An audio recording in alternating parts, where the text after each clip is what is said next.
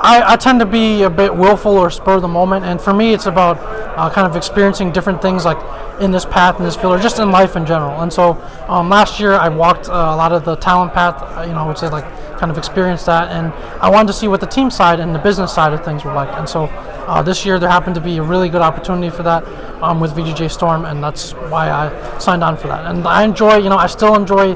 I got to go to a few events this year as talent. I still enjoy that, and I still like it. And I'm currently not 100% sure about next year, but this is a fun opportunity. I remember watching like an old summit from, didn't seem like that long ago, maybe like right before this announcement was made, and Jeremy Lin being on the couch with you, and everyone kind of fanboying out a tiny bit, and now all of a sudden you're essentially working with him. How did that relationship lead to this in any way?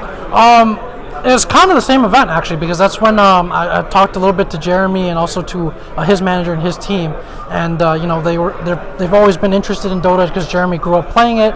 They already had the kind of VGJ.Thunder side Chinese team. They wanted to run one in North America, and so I guess things just came together real well. We talked a little bit. We have a lot of the same kind of goals and vision, and then wanted to make a team, and they thought that I would be a good fit to help them with that as someone who's kind of knows a bit of an industry insider in some ways. So it ended up working out, and it's been fun. It's pretty cool that not only was he able to take that leap once with VGJ.Thunder, but he was willing to just kind of re-up on his investment. Is that basically how happy he's like, let's do something in North America as well? Yeah, more or less. I think with Thunder and even to some extent Storm was kind of getting his feet wet. It's a space that can be very volatile and uncertain at times, and so just steadily just adding his name to things, getting involved. This year, he really went out of his way when he really didn't have to. He was very busy himself to try to talk to some of the players, be like a mentor there for them who can understand uniquely what some of the pressures that they face are. So that was tremendously helpful. There was a big tournament where, basically, not long ago, when your team really just started crushing people out of nowhere. And the panel is saying, where did this team come from? Who, the typical post-game conversation, who's the MVP? And I think it might have been Sunsfan or someone saying, I give the MVP to Jack because he basically put this team together from scratch. Is that giving you too much credit? Or, they were making you out to be like the GM? Bringing all these, are you the one kicking players to that extent? Or, what's your involvement? I have to say that compared to some other managers, I probably did get a bit more leeway in that respect. I wouldn't call myself a GM or anything, but I very much wanted to work with certain people, certain players who I trusted, admired, and felt were on the same page. And so it just so happened that a lot of it's circumstance. It's not really just skill or anything else. There's a group of players who fit that vision, had those same goals, had the right values, did things the right way, and this was the group that we went with. And so it's all the credit to those guys for doing things the right way and embodying those things, and it just happened to be right place, right time. So that's as much of a role as I'm willing to take in it. What happened with the first roster? Because it's such a 180. It's a brand new team with a brand new roster that completely dissolved. BSJ is on this roster, infamously, and then Timado was on the roster as well. Yeah. So, did it take a little time to figure all that out, or what happened? It did. I think one of the things is when you have promising young players who don't yet have a lot of results to their name, it can be very easy for players to kind of lose faith in each other. And at the core of a team, that's really what matters at the end of the day. You can pick and choose whoever you want, but the players have to trust each other long term for that to work.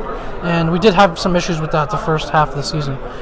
This group is obviously a bit more seasoned and accomplished in that way, and some of them had wanted to play together for a long time.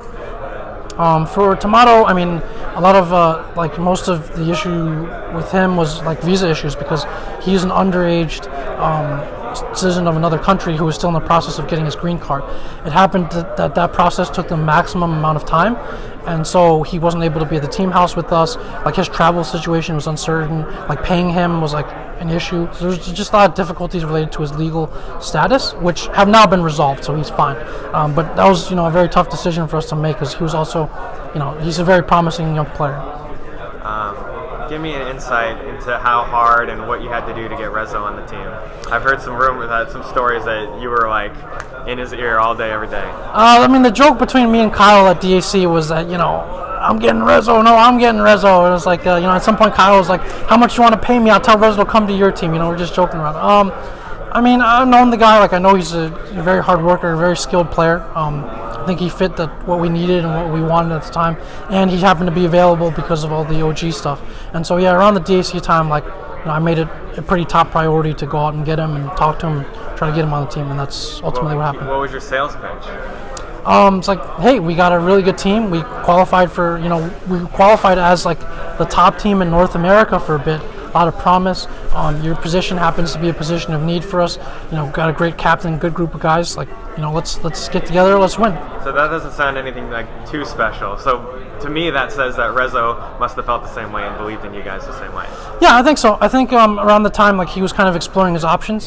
He was a stand-in at DAC, and he was uncertain where he would go because, like, at that point in the season, if you get dropped from a roster, you don't have many options. And so for him, was kind of looking, like, see what's out there, and I think we were the best available option. One of your players had a quote right before TI. I'm probably going to misquote it because I don't have it in front of me, but I want to say it was Seth saying, like, we have like a 5 or 10% chance of hoisting the H, and then you guys have again like an incredible group stage. How are you feeling? And what do you think about that quote, first of all? Well, I mean, I think that's what you got to say, right? I mean, we definitely were not one of the favorites coming into this tournament. Everybody has a chance. Everybody has a puncher's chance. I think we've done well so far, but we got to put that all behind us. That's just the group stage, and then the matches that come up now are the ones that matter.